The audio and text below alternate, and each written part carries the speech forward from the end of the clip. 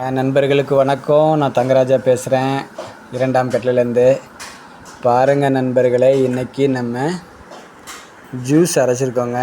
என்ன ஜூஸ்ரானா பூசணிக்காய் வந்து ஆக்சுவலாக இது வந்து மஞ்சள் பூசணிக்காய். ஏன்னா அதுக்காக பச்சையாக இருக்குன்னு கேட்காதீங்க. மேலே வந்து தோல் பச்சையாக இருக்கும் இல்லையா, நம்ம வந்து அந்த விதை எதுவுமே எடுக்காமல் அரைக்கிறதுனால உங்களுக்கு பச்சையாக தெரியுது. இப்போ அரைச்சிட்டோம், ஜூஸ் வடிகட்டுறோம். ஆக்சுவலாக நான் வந்து அந்த காயை வந்து காமிச்சிருக்கலாம், ஏற்கனவே கூட உங்களுக்கு காமிச்சிருக்கனால நான் அப்படி நினைக்கல. பார்த்தீங்களா, நல்லா வடிகட்டிட்டோங்க. ஏன்னா குழந்தைங்க வந்து நம்ம வடிகட்டாமல் அப்படியே குடிக்காது. எனக்கு கொஞ்சம் எப்படினாலும் இந்த மாதிரி திப்பி வரும். ஆனால் சாப்பிட்டா ஒன்றும் இல்லை, இருந்தாலும் அதுக்காக அப்படி சாப்பிட முடியாது நம்மளால்.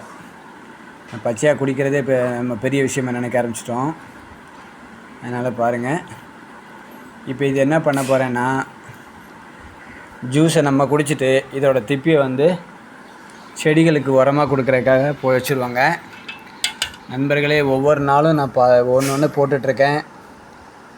இதை யாராவது ஒருத்தர் பயன்படுத்தினீங்கன்னா கூட எனக்கு பெரிய மகிழ்ச்சி. கண்டிப்பாக முயற்சி பண்ணுங்கள். இன்னும் பாருங்கள், நான் இந்த டம்ளரில் ஒரு அரை டம்ளர் தான் கொடுப்பேன். பார்த்திங்கன்னா ஒரு 50 ml தாங்க வரும், அந்த மாதிரி தான் கொடுப்பேன். இந்த ஜூஸ்கள் எல்லாமே நான் போடுற எந்த ஜூஸாக இருந்தாலும் சரி, இது ஒவ்வொருத்தருக்கும் ஒவ்வொரு மாற்றம் இருக்கும். ஒரு சிலவங்களுக்கு எனக்கு இந்த மாதிரி வேறு நான் மாத்திரை எடுக்கிறேன் இல்லை அப்படி இருக்குன்னா நீங்கள் வந்து கண்டிப்பாக டாக்டரை கன்சல்ட் பண்ணி தான் குடிக்கணும். நான் சொல்கிறது எல்லாமே நார்மலாக இருக்கவங்களுக்கு.